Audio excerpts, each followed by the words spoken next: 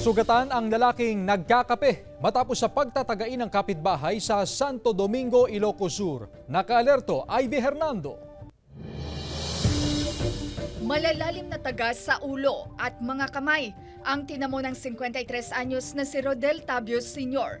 makaraang pagtatagain ng kanyang kapitbahay sa Barangay Naglawaan, Santo Domingo, Ilocos Sur.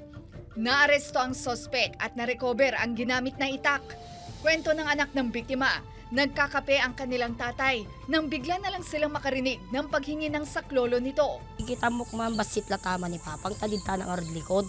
Nakita kami lang aming nga, igaman na deto iman na ni Papang.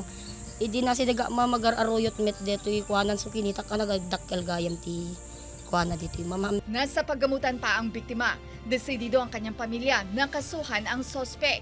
Pero ayon sa autoridad, tila wala sa tamang pag-iisip ang lalaki. Selana la re-repen jaya me na tepelan bagi ona ke milas jaya na me latta. Isun na. Bali na tagba mo. According dun sa family ng victim, kasi hindi naman namin makausap yung victim, wala naman daw po alitan. No? Dito sa suspect, hindi naman namin makausap ng maayos. Paliwanag ng ina ng suspect sa news team, nakararanas ng depression ang anak. Makaulit rin daw na naghahamon ng away ang suspect sa tuwing nalalasing. Di anak ko nga kada nga diferensya ti olo na kaya pagro na lang tanamam nga iso ti karkakitanan siyayen.